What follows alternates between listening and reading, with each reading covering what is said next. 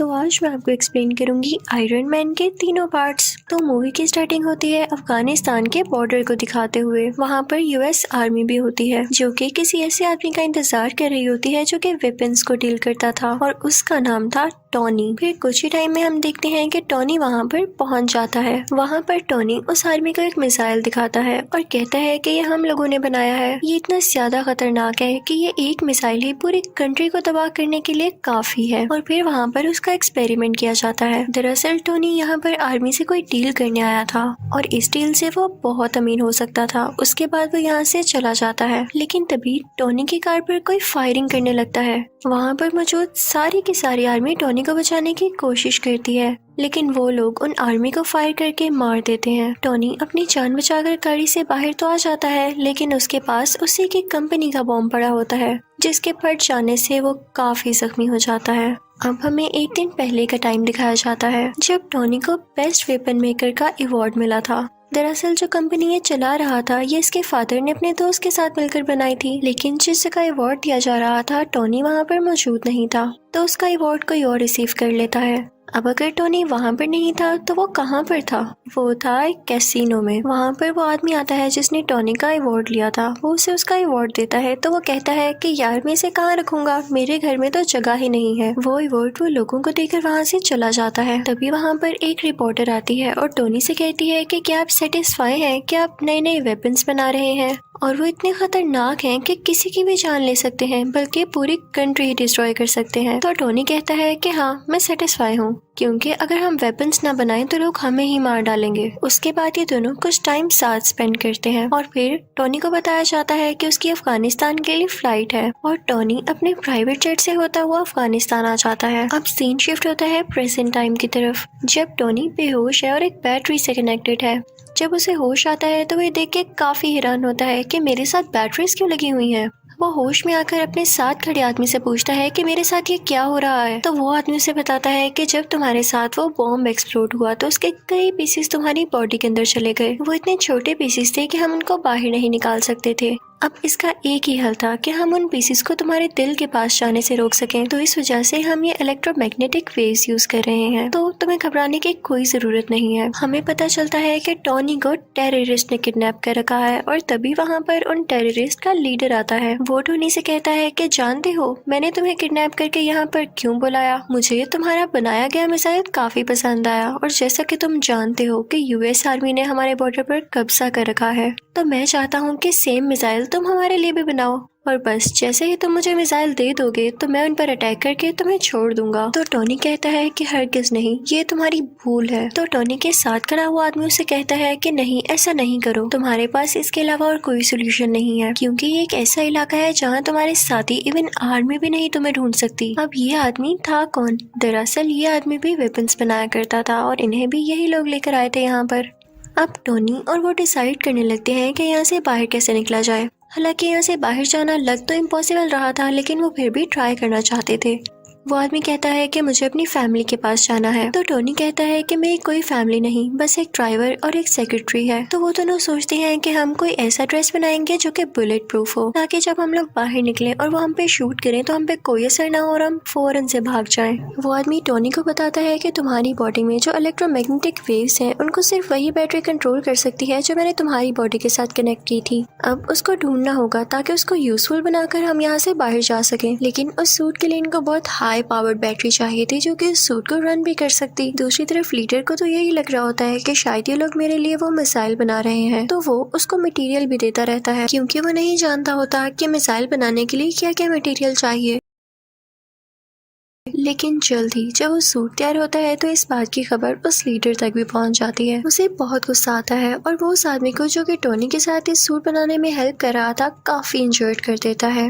Tony अपना वो suit पहनता है और उसमें सारा सिस्टम डाउनलोड करता है। उसमें वो पावर भी ले आता है और वहाँ पर मौजूद सब लोगों को मारने लगता है और उस केव से बाहर आ जाता है अपना वही ड्रेस पहनकर। टोनी वहाँ से निकलकर सारे वेपन्स डिस्ट्रॉय करता है और अपने ड्रेस में ही मौजूद रॉकेट लॉन्चर से वहाँ से फ्लाई कर जाता है। अब वो गिरता है एक डेजर्ट में, जहाँ पर उसकी टीम उसे ढूंढ लेती है और वापस उसी जगह पर ले आती है जहाँ पर वो लोग रहा करते थे। वहाँ पर टोनी के फादर के फ्रेंड भी होते हैं जिन्होंने उनके साथ मिलकर ये वेपन कंपनी खोली थी। टोनी कहता है कि मैं लाइव आना चाहता हूँ और मीडिया के सामने प्रेस कॉन्फ्रेंस भी करना चाहता हूँ। अब हम देखते हैं कि टोनी पूरे मीडिया से बात कर रहा होता है। वो कहता है कि मुझे अफगानिस्तान के लोगों ने किडनैप कर लिया। उन्होंने मुझसे डिमांड की कि मैं उनको भी वेपन्स बना कर दूं। मैंने ये सोचा है कि मेरे वेपन्स इतनी प्रॉब्लम्स क्रिएट कर रहे हैं और वो लोग भी मेरे वेपन्स को हासिल करके जंग करना चाहते हैं, वॉर करना चाहते हैं और मैं ये सब नहीं चाहता, इसलिए मैं अपनी कंपनी ही बंद कर रहा हूँ। और एटलीस्ट अगर कंपनी बंद ना भी की तो मैं ऐसे वेपन्स कभी नहीं बनाने वाला। तो वो आदमी जो टोनी के फादर का फ्रेंड था वो सारे लोगों से कहता है कि नहीं नहीं, ऐसी बात नहीं है। टोनी बेचारा अभी अपनी जान बचा कर आया है और ये सेंसेस में नहीं है। ये भी उदास है, इसलिए बहकी बातें कर रहा है, ऐसा कुछ नहीं होने वाला। टोनी वहाँ से चला जाता है और वो आदमी भी टोनी के पीछे पीछे आता है। वो टोनी से कहता है कि आखिर हुआ क्या, तुम अफगानिस्तान से कैसे बचकर निकले और तुम्हें उन लोगों ने क्यों किडनैप किया था। तो टोनी उसे सारी बात बता देता है और ये भी बताता है कि मैंने एक आयरन सूट बनाया था जिसकी हेल्प से मैं बाहर निकला, क्या तुम भी देखना चाहोगे। तो वो आदमी कहता है कि हाँ हाँ क्यों नहीं। तो टोनी अपनी शर्ट खोलता है और अपनी चेस्ट पर वो दिखाता है, यानी उस आयरन सूट का कुछ हिस्सा। वो आदमी ये चीज देख के कहता है कि ये तो लाजवाब है, हमें इस पर और काम करना चाहिए और पूरी दुनिया के सामने लाना चाहिए। हम इससे काफी अमीर हो सकते हैं और इससे हमें काफी प्रोग्रेस मिल सकती है। लेकिन टोनी नहीं मानता और फिर जाता है अपनी सेक्रेटरी के पास। वो उससे कहता है कि मेरी चेस्ट में जो टूल लगा हुआ है मैंने इससे ज्यादा एडवांस टूल बना लिया है, उसे प्लीज उसके साथ चेंज कर दो। तो वो लड़की टोनी से पूछती है कि ये क्या करता है। तो टोनी उसे बताता है कि मेरी बॉडी में कुछ मेटल पीसीज हैं, ये उनको मेरे दिल तक जाने से रोकता है और मेरी बॉडी में और ज्यादा पावर और एनर्जी बनाता है। दूसरी तरफ डेजर्ट में उन अफगानिस्तान के टेररिस्ट को उस सूट के कुछ पार्ट्स मिल जाते हैं जिसे वो लोग जोड़कर पता लगा लेते हैं कि असल में चीज क्या है। और उधर टोनी भी एक नए ड्रेस बनाने की कोशिश में होता है। उसने उस ड्रेस में और ज्यादा अच्छे रॉकेट लॉन्चर्स लगा रखे थे जो उसे उड़ने में मदद देने वाले थे। अब वो अपने ड्रेस में लगे सिस्टम को ऑर्डर देता है कि मुझे और ऊपर उड़ाओ, लेकिन जब वो काफी ज्यादा ऊपर पहुंच जाता है तो उसके ड्रेस में बर्फ जमने लगती है सर्दी की वजह से और उसके सिस्टम में एरर आ जाता है और वो नीचे आकर गिरता है। जैसे ही वो नीचे आ रहा होता है तो अपने सिस्टम को दोबारा से ऑर्डर देता है क्योंकि अब उस पर से बर्फ मेल्ट हो रही थी और वो दोबारा से उड़ जाता है। फिर घर आकर वो उस ड्रेस में कुछ चेंजेस करता है ताकि ज्यादा ऊंचाई पर जाने में वो ड्रेस ना जमे। और टेबल पर उसकी सेक्रेटरी ने उस पुराने टूल पर कुछ लिख के उसके लिए रखा होता है जिसे देख के वो काफी खुश होता है। फिर शाम को हम देखते हैं कि टोनी एक पार्टी में जाता है जहाँ पर उसकी सेक्रेटरी भी होती है। वो दोनों साथ टाइम स्पेंड करते हैं, डांस करते हैं और काफी एंजॉय करते हैं कि तभी वहीं पर वो रिपोर्टर आ जाती है जिसने उससे कुछ क्वेश्चंस किए थे। वो कहती है कि जो मिसाइल तुमने अफगानिस्तान में दिखाया उस जैसे कई मिसाइल अब अफगानिस्तान खुद बना रहा है और मुझे नहीं लगता कि ये तुम्हारी परमिशन से हो रहा है या तुमने ऐसा कुछ करने को कहा है। टोनी एकदम बहुत गुस्से में आ जाता है और उसे लगता है कि हो ना हो ये काम उसी आदमी का है जो कि उसके फादर का दोस्त था, यानी उस कंपनी का शेयर पार्टनर। टोनी सीधा उस आदमी के पास जाता है और उससे पूछता है क्या वाकई में तुमने वो मिसाइल वहाँ पर भेजा है। तो वो कहता है कि हाँ मुझे ऐसा करना पड़ा। तो टोनी कहता है क्या तुम्हें पता भी है वहाँ पर जो टेररिस्ट हैं वो लोगों को कितना मार रहे हैं और तुमने उन्हीं टेररिस्ट की मदद कर दी, हमारी कंपनी ऐसे काम नहीं करती। लेकिन वो उसकी एक नहीं सुनता। फिर टोनी घर आ जाता है और खुद ही कुछ करने का ट्राई करता है। टोनी अपने ड्रेस को बहुत एडवांस बना लेता है। उसमें उसने हर तरह की टेक्नोलॉजी यूज कर दी थी जो कि फायर भी कर सकती थी और छोटे छोटे रॉकेट्स भी शूट कर सकती थी। टोनी फौरन से वो ड्रेस पहनकर अफगानिस्तान जाता है। वहाँ पर जाकर वो सब आदमियों से लड़ता है, इवन उन टेररिस्ट के लीडर से भी, और फिर अपने ड्रेस से एक छोटा सा रॉकेट वहाँ पर छोड़ता है जिससे वो जगह डिस्ट्रॉय हो जाती है। वहाँ की एयरफोर्स को भी पता चल जाता है कि यहाँ पर कोई एक्सप्लोजन हुआ है, लेकिन वो आयरन मैन को ढूंढ ही नहीं पाते। फिर टोनी अपने उस दोस्त को कॉल करता है जो कि इसे अवार्ड देने कैसीनो आया था। वो अपने दोस्त से कहता है कि मैं ही हूँ जिसने ये सारा ब्लास्ट किया है, तो प्लीज तुम इस मैटर का ख्याल रख लेना। फिर जब उससे पूछा जाता है कि ये अटैक्स किसने किए तो वो कहता है कि हो सकता है कई दुश्मनों ने मिलकर ये अटैक किया हो, यानी वो ये बात टोनी पर नहीं आने देता। अब जब टोनी के फादर का दोस्त ये बात सुनता है तो उसे बड़ी हैरानी होती है कि ऐसे कोई अटैक करके गायब हो सकता है। वो फौरन से अफगानिस्तान जाता है और वहाँ के टेररिस्ट से बात करता है। तो वो टेररिस्ट कहते हैं कि हम जान चुके हैं कि काम किसका है, लेकिन हम तब तक खामोश हैं जब तक हम पूरी बात का न पता लगा लें। ये आयरन मैन ही है क्योंकि हमें डेजर्ट से उसके ड्रेस के कुछ पार्ट्स मिले हैं। वो टेररिस्ट उस आदमी से कहते हैं कि अगर तुम हम लोगों को पैसे दे दो तो मैं सूट का डिजाइन तुम्हें बता सकता हूँ। लेकिन टॉनी के फादर का दोस्त ऐसा नहीं करता, बल्कि उन लोगों को डरा धमका कर वो ड्रेस अपने साथ ले आता है। टॉनी को पता चल जाता है कि उसका पुराना ड्रेस किसी ने चुरा लिया है। वो फौरन से अपनी सेक्रेटरी के पास जाता है और उससे कहता है कि कैसे भी करके मुझे उसको रोकना होगा कि कहीं ये सारी इन्फॉर्मेशन लीक ना हो जाए और वो मेरा नाम, मेरी आइडेंटिटी यूज करके हर जगह तबाही फैलाए। अब टॉनी की सेक्रेटरी उस आदमी के ऑफिस जाती है, यानी वही आदमी जो टॉनी के फादर का दोस्त है। वो सारी इन्फॉर्मेशन उसके कंप्यूटर से कॉपी करने लगती है और साथ ही साथ उसे ये भी पता चलता है कि यही वो आदमी था जिसने टॉनी को किडनैप करवाया था उन टेररिस्ट से, क्योंकि ये नहीं चाहता था कि टॉनी का इस कंपनी में जरा सा भी शेयर हो। ये सुन के वो काफी हैरान होती है और वहाँ से जाने ही वाली होती है कि तभी वहाँ पर वही आदमी आ जाता है जिसके कंप्यूटर से वह डेटा चुरा रही थी, लेकिन उसे बातों में लगा के वहाँ से चली जाती है। अब वो आदमी भी इतना कोई इनोसेंट नहीं था, उसे पता चल जाता है कि ये लड़की मेरे कंप्यूटर से सारा डेटा चुरा गई है। जब वो लड़की सारी इन्फॉर्मेशन लेके वहाँ से निकल रही होती है तो एक आदमी आता है और कहता है कि आप टॉनी को जानती है ना, कि आप टॉनी से मेरा इंटरव्यू करा देंगी, मुझे उससे कुछ सवालात पूछने हैं, कुछ क्वेश्चनिंग करनी है। और दूसरी तरफ टॉनी के फादर के फ्रेंड को भी अजीब अजीब फील हो रहा होता है, क्योंकि वो जानता था कि टॉनी अब कितना पावरफुल है और उसे पता चल चुका है कि इस सारी गेम के पीछे मेरा ही हाथ है। उस आदमी ने कुछ साइंटिस्ट को ऑर्डर दिया होता है वही टूल बनाने के लिए जो कि टॉनी की चेस्ट में था, लेकिन हैरानी वाली बात यह है कि जो टूल ये बनवा रहा था उसका साइज काफी बड़ा था, लेकिन उसको कंप्लीट होने में भी टाइम था। तो ये जाता है टॉनी के घर काफी गुस्से में।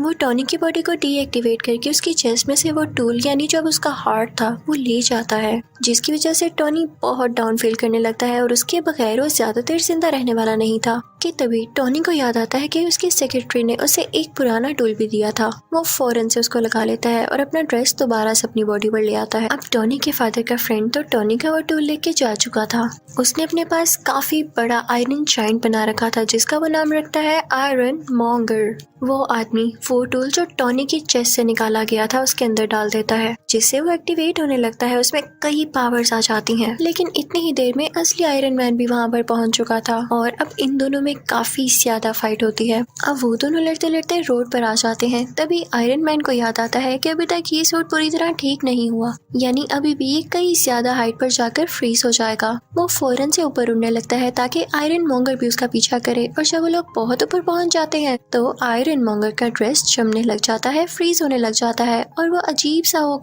थोड़ा डल होके नीचे गिरने लगता है। लेकिन तभी नीचे आते ही वो दोबारा से एक्टिवेट हो जाता है और वो आयरन मैन पर अटैक करने लगता है। अब ये दोनों पता है कहाँ आकर गिरते हैं? उसी लैब पर जहाँ पर ये बहुत बड़ा टूल बनाया जा रहा था। इस टूल को उसी आदमी के साइंटिस्ट बना रहे थे जो टॉनी के फादर का फ्रेंड था। अब आयरन मैन अपनी सेक्रेटरी को फौरन से कहता है कि तुम ये टूल एक्टिवेट कर दो, मैं यहाँ से फौरन से भाग जाऊंगा और इसका सारा का सारा इफेक्ट इस आयरन मॉन्गर पर हो जाएगा, क्योंकि ये नहीं जानता होगा कि टूल स्टार्ट होने वाला है। वो लड़की ऐसा ही करती है। उसमें काफी ज्यादा रेज निकलती हैं जो कि आयरन मॉन्गर के गिर्द आ जाती हैं और इन रेज की वजह से आयरन मॉन्गर मारा जाता है। अब अगले दिन हम देखते हैं कि टॉनी की प्रेस कॉन्फ्रेंस होती है और सारे उससे क्वेश्चन कर रहे होते हैं कि क्या आप ही हो आयरन मैन? तो उसके पास एक आदमी आता है और कहता है कि नहीं, आपने ये नहीं कहना, आपने ये कहना है कि उसमें आपका बॉडीगार्ड था और उन दोनों में आप इसमें कोई पर्सनल इश्यूज की वजह से लड़ाई हो रही थी और आपके फादर के फ्रेंड भी नेचुरल डेथ मरे। लेकिन टोनी वो स्क्रिप्ट उठा के सब लोगों के सामने चला जाता है। तभी उसका दोस्त उसके कान में कहता है कि जो भी बात सच है वही बोलिएगा। आयरन मैन सबके सामने बोल देता है, आई एम आयरन मैन।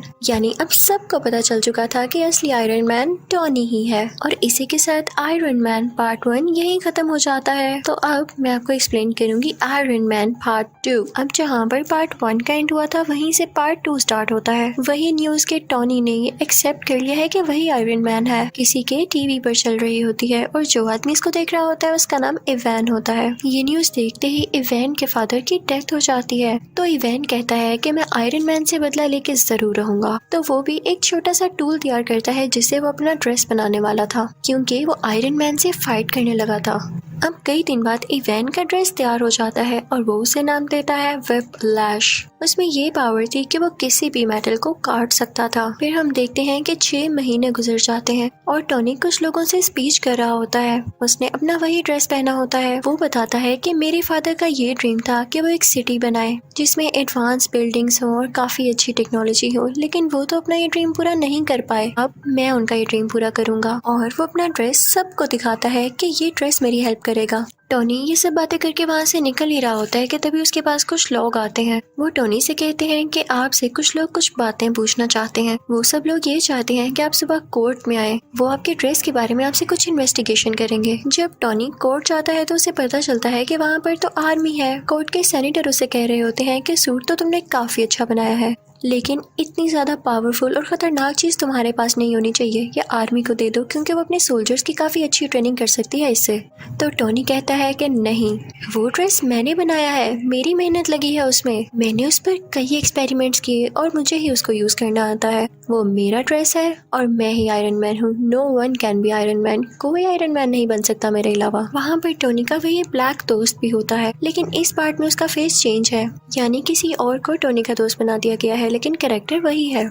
वो भी सेम बात कहता है कि मुझे ये कहना पड़ रहा है कि ये ड्रेस वाकई बहुत डेंजरस है और ये आर्मी के पास होना चाहिए, लेकिन फिर भी टोनी नहीं मानता। फिर वहाँ पर एक वेपन एक्सपर्ट भी आता है जो कि सेम बात बोलता है, लेकिन टोनी कहता है कि मैं तुम लोगों में से किसी की बात नहीं सुनने वाला। टोनी उन सब से कहता है कि मैं जानता हूँ आप लोगों को ऐसा करने के लिए किसने कहा है। इनफैक्ट वो आदमी इसलिए चाहता है कि आप लोग मेरा ड्रेस ले लें क्योंकि वो खुद ऐसा ड्रेस नहीं बना पा रहा। उसने मेरी कॉपी करके कई ज्यादा ड्रेसेस बनाए हैं, लेकिन वो उस काम के नहीं जो कि मेरा ड्रेस है। तो आप लोग उसकी बातों में क्यों आ रहे हैं? मैं आपको प्रूफ्स भी दिखाता हूँ। और टोनी फिर उनको प्रूफ्स भी दिखाने लगता है कि वाकई वो आदमी कैसा है। वो कहता है कि इतना बड़ा वेपन मेकर मेरी ड्रेस को कंट्रोल ही नहीं कर पा रहा, तो आप लोग कैसे कर पाएंगे? इसे सिर्फ मैं चला सकता हूँ और मैं जानता हूँ ये किसी को नुकसान नहीं देगा। सबको उसकी बात अच्छी लगती है और फिर वो वहाँ से चला जाता है। दूसरी तरफ हम देखते हैं कि इवैन अपना व्हिप्लैश ड्रेस कंप्लीट कर चुका होता है और अब वो चाहता था कि वो डायरेक्ट जाकर आयरन मैन से लड़ाई करे। दूसरी तरफ टोनी भी अपने ड्रेस को चेक कर रहा होता है। उसके ड्रेस में एक ऐसा कोर होता है जो कि सबसे ज्यादा यूजफुल था, लेकिन यूजफुल होने के साथ साथ वो काफी खतरनाक भी था। उसकी वजह से टोनी की बॉडी में काफी पॉइजन फैल रहा था। उसी दौरान टोनी इस सोच में भी पड़ जाता है कि अगर मुझे कुछ हो गया तो कंपनी का क्या होगा।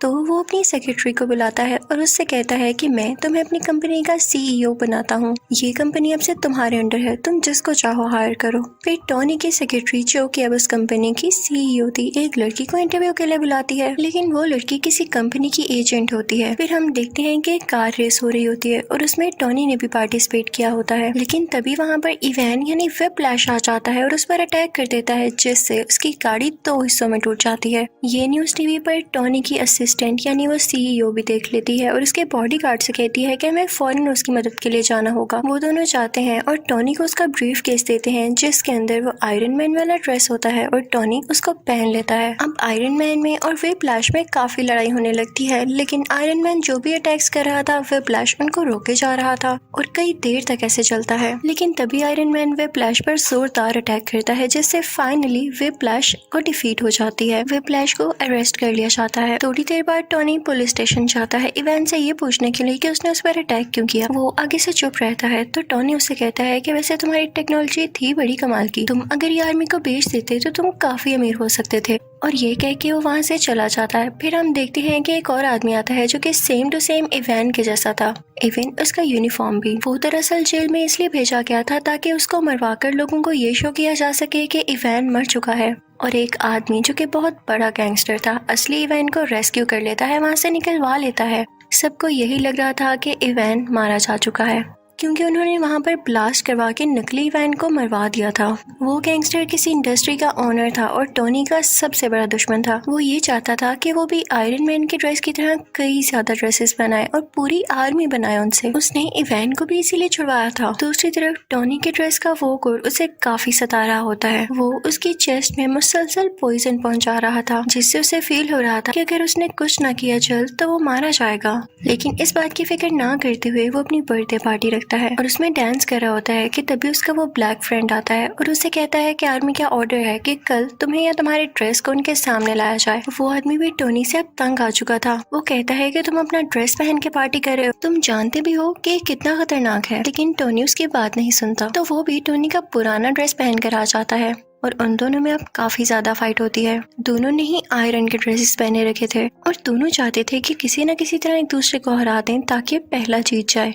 अब दोनों अपने अपने हाथ से लेजर निकालने लगते हैं और एट अ टाइम लेजर निकलने से दोनों लेजर्स आपस में टकरा जाती हैं और बहुत बड़ा ब्लास्ट होता है। जहाँ पर ब्लास्ट होता है और टोनी की बर्थडे पार्टी हो रही होती है वो जगह कोई और नहीं बल्कि टोनी की कंपनी होती है। अब वहाँ से टोनी का पुराना ड्रेस लेके वो ब्लैक फ्रेंड तो चला जाता है, लेकिन टोनी वहीं पर नशे की हालत में होता है। फिर हम देखते हैं कि एक आंख वाला आदमी टोनी के पास आता है और उससे कहता है कि तुम्हारे फादर क्या क्या करना चाहते थे और तुम क्या कर रहे हो, तुम नशा करके इधर उधर फिरते रहते हो। तो टोनी कहता है कि अपनी जुबान बंद रखो, तुम होते कौन हो ऐसे बोलने वाले। तो वो आदमी कहता है मैं तुम्हारे बारे में सब कुछ जानता हूँ, वो लड़की जो तुम्हारी कंपनी में इंटरव्यू देने आई थी वो कोई और नहीं बल्कि मेरी ही सीक्रेट एजेंट है और तुम्हारी सारी बातें सारी रिपोर्ट्स ये मुझे देती रही है। फिर वो आदमी ये भी कहता है कि मैं ये नहीं चाहता कि तुम्हारा कोई नुकसान हो, मैं चाहता हूँ कि तुम और ज्यादा अच्छा एक ड्रेस बनाओ जिससे पूरी दुनिया को फायदा हासिल हो और मेरे पास तुम्हारे फादर की कुछ चीजें भी हैं, चाहो तो उन्हें मेरे से ले सकते हो। टोनी उस एक आंख वाले आदमी के पास से वो सारी चीजें ले आता है तो उसे पता चलता है कि उसके फादर जो सिटी बनाना चाहते थे वो उस टूल की मदद से बनाई जा सकती है। वो उस पर पूरी तरह से रिसर्च करने लगता है।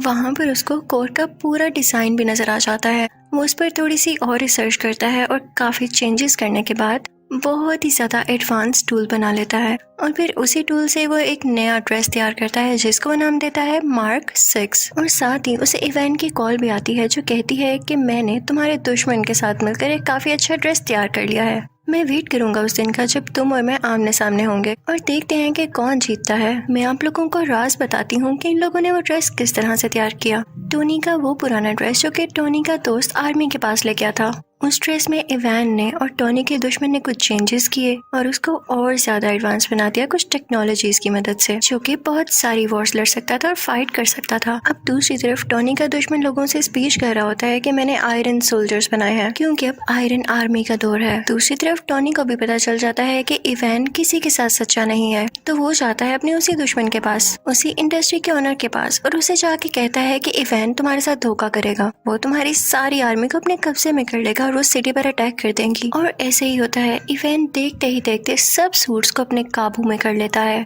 और उस वॉर मशीन को भी, जो कि इन लोगों ने नई टेक्नोलॉजीज के साथ तैयार की थी।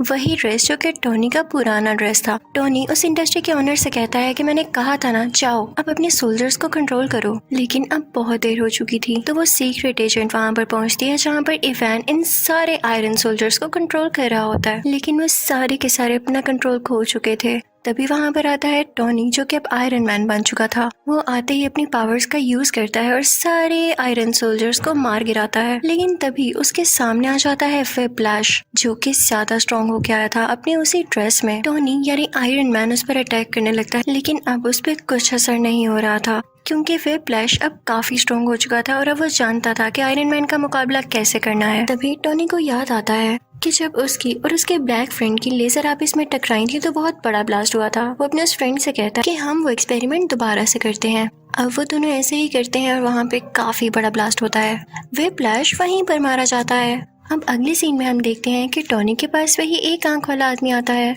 और उससे कहता है कि मैं तुम्हें गुड न्यूज दूं, तुम्हारा जो आयरन मैन वाला ड्रेस है उसको एवेंजर्स ने अप्रूव कर लिया है, यानी अब वो एवेंजर्स टीम में यूज होगा। लेकिन आई एम सॉरी, तुम उसके लिए सिलेक्ट नहीं हुए, तुम्हें सिर्फ पीछे से काम करना होगा। तो टोनी कहता है कोई मसला नहीं, आई एम एक्सेप्टिंग, लेकिन मुझे इस बात का क्रेडिट चाहिए। फिर अगले सीन में हम देखते हैं कि कोर्ट के सेनेटर टोनी यानी आयरन मैन को और उसके ब्लैक फ्रेंड को मेडल देते हैं और उनसे कहते हैं कि थैंक यू, आपने पूरी दुनिया को बचा लिया। और इसी के साथ आयरन मैन पार्ट 2 यहीं खत्म हो जाता है। तो अब बारी है पार्ट 3 की एक्सप्लेनेशन की। तो मूवी का स्टार्ट होता है एक फ्लैशबैक को दिखाते हुए, जहाँ पर एक लेडी उसे बता रही होती है कि मैंने एक ऐसा वायरस बनाया है जिसमें बहुत सारी पावर्स हैं। इवन वो लोग जो डिसेबल हैं, माजूर हैं, वो भी अपनी पावर्स वापस ला सकते हैं, यानी वो बिल्कुल ठीक हो सकते हैं। तभी वहाँ पर एक ग्लासेस वाला साइंटिस्ट आता है जो कि टोनी से कहता है कि हमारी कंपनी एक बहुत बड़ा एक्सपेरिमेंट करने वाली है, उसमें बहुत ज्यादा एडवांस टूल यूज होने वाले हैं, तो मैं तुम्हें ऑफर कर रहा हूँ कि मेरी कंपनी को ज्वाइन कर लो। दरअसल वो टोनी से काफी इम्प्रेस होता है, लेकिन टोनी उसकी ऑफर को रिजेक्ट कर देता है और वहाँ से चला जाता है। हम देखते हैं कि टोनी को एक मेंटल इशू हो गया था, उसी वजह से जब आयरन आर्मी ने पूरे सिटी पर अटैक्स किए थे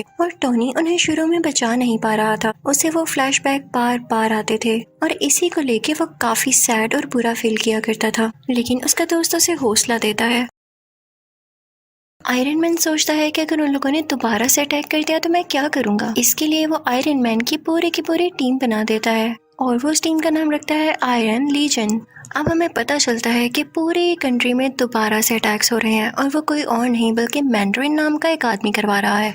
टोनी यानी आयरन मैन का एक बॉडीगार्ड भी उसी कंट्री में होता है जो कि उन अटैक्स की वजह से शदीद जख्मी हो चुका था। टोनी उससे बहुत प्यार करता था, इसलिए उसे गुस्सा आ जाता है। तो वो प्रेस कॉन्फ्रेंस करता है कि अगर ये अटैक्स ना रोके गए तो मैं उस मैंडरिन के साथ बहुत बुरी तरह पेश आऊंगा। लेकिन लगता है ये बात उसकी मैंडरिन को बिल्कुल पसंद नहीं आती। वो जनाब टोनी के घर पर ही अटैक करवा देता है, जिससे टोनी यानी आयरन मैन का घर पूरी तरह से तबाह हो जाता है। उस वक्त टोनी के साथ वही लड़की भी थी जिसने वो वायरस बनाया था जो कि डिसेबल लोगों को ठीक कर सकता था। आयरन मैन अपना ड्रेस पहनता है और उस लड़की को बचाकर वहाँ से ले जाता है। लेकिन आयरन मैन के सूट में एक एरर आ जाता है। जिस जगह उसने लैंड करना था वो वहाँ पर नहीं जाता बल्कि किसी ऐसी जगह में गिर जाता है जहाँ पर स्नो फॉलिंग हो रही होती है। लेकिन स्टिल होप यानी उम्मीद अभी भी बाकी थी, क्योंकि उस सूट में पावर जो बाकी थी वो चाहता तो उस जगह पर वापस जा सकता था जहाँ पर उसको जाना था। दूसरी तरफ पूरी दुनिया काफी सैड होती है क्योंकि उनको ये लग रहा था कि टोनी मारा जा चुका है उस अटैक में जो कि उसके घर पर हुआ,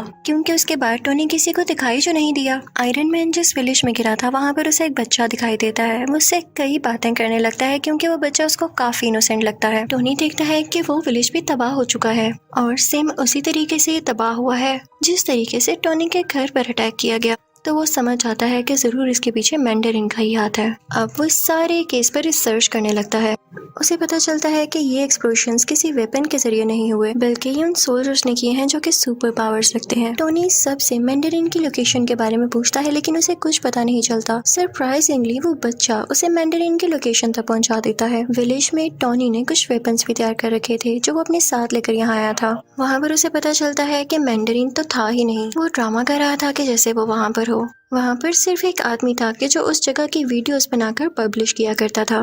फिर यहाँ हम देखते हैं कि वही ऐनक वाला साइंटिस्ट टोनी से मिलता है और दरअसल ना तो उसको ऐनक लगी थी और ना ही वो उसका गेटअप था, वो भी उसका फेक गेटअप था। वो टोनी को बताता है कि मैंने वही वायरस यूज करके खुद की डिसेबिलिटी को खत्म कर दिया है और अब मैं काफी स्ट्रॉन्ग हो चुका हूँ। वो साइंटिस्ट टोनी को बताता है कि मैंने तुम्हारी दोस्त यानी तुम्हारी सेक्रेटरी को भी किडनैप कर रखा है। वो उसे उसका विजन दिखाता है कि ये देखो, ये अब मेरे कब्जे में है। वो दरअसल कहीं और पर किडनैप हुई भी होती है और ये सिर्फ उसकी इमेज होती है, एक होलोग्राम। अब वो लड़की जिसने वायरस तैयार किया था वो कई सालों से साइंटिस्ट के लिए काम कर रही थी, लेकिन जब उस साइंटिस्ट को पता चलता है कि ये टोनी से भी मिलने गई थी तो वो उस लड़की को वहीं पर शूट कर देता है।